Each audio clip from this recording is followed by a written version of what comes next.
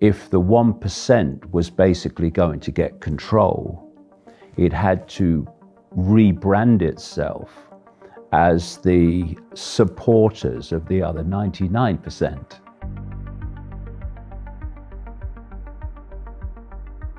They are planning to transform human society. They want to transform it into what you would think of now as a sci-fi movie.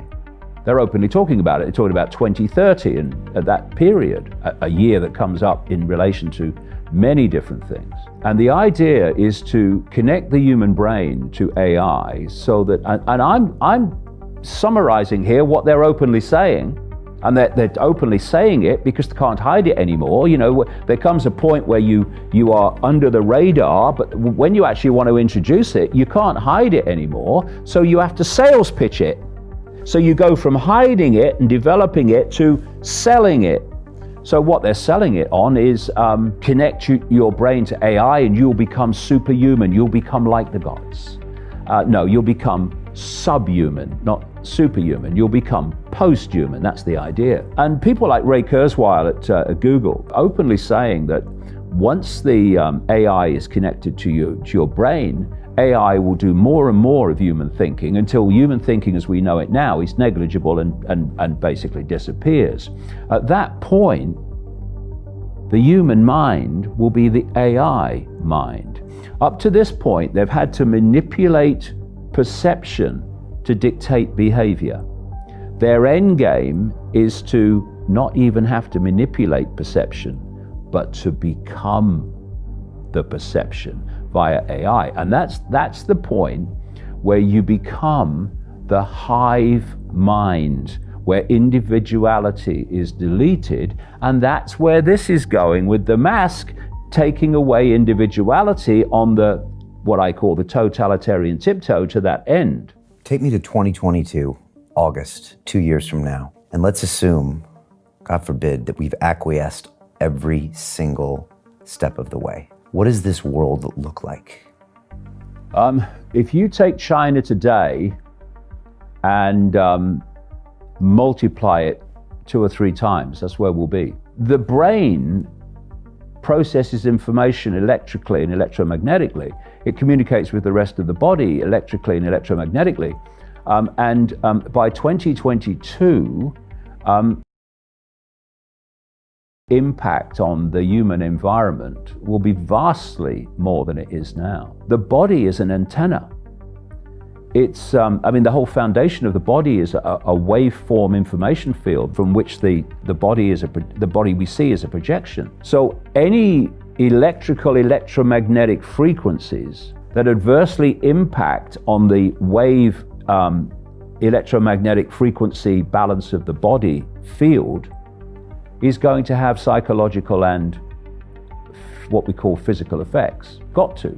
The brain processes information not only electromagnetically, but within a certain frequency band. And if you can access that frequency band with externally generated frequencies, it's been well known. It's been done by governments like the Russian government, etc. Way back in the 50s, it was going on.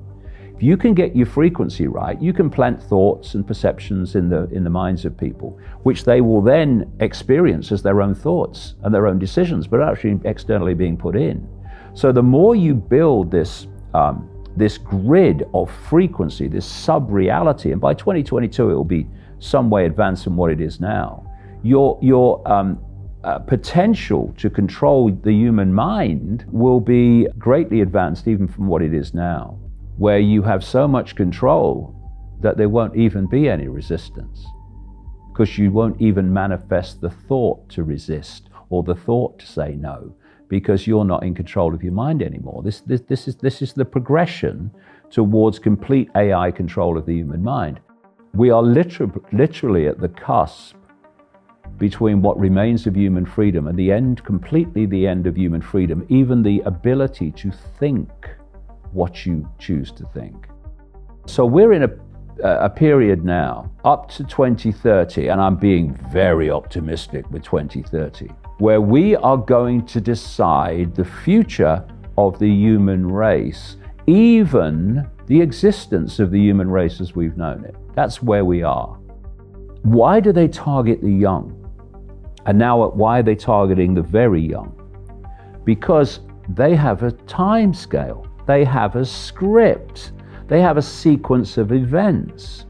And when they want to complete this transformation in the way I've described to this completely unrecognizable sci-fi world, the young today will be in adulthood or entering adulthood. And so they need those kids today so perceptually programmed that they will submit to anything when the time comes to complete the end game.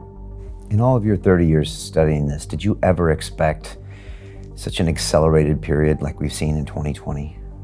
It has happened very, very quickly in 2020, but what's the outcome of it? The outcome of it is no surprise to me at all. I was writing about the basic themes of this in the mid-1990s, so it's no surprise what's happening to me at all. Bit surprised in the speed of it, and the speed of it has come from the speed of acquiescence. I'm sure even the cult have been surprised at the speed of acquiescence. Where they want to go, I've known about that for a very, very long time.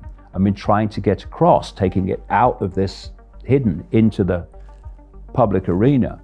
And of course they've been laughed at and been ridiculed and been dismissed. And this is why I said a long time ago, it's got to get really bad before we can turn this around, because only then will people realize that actually this is not some theory, this is fact, and this is real, and this is happening. There's such a chasm between what's going on and what most people think is going on. That chasm is a big gap to jump. And it really can only be jumped. It can only be seen by things becoming so bad that actually you can't deny it anymore. And that's what's happened to a lot of people in the last few months, which is why so many more people are looking at this information and starting to do their own research, which is brilliant.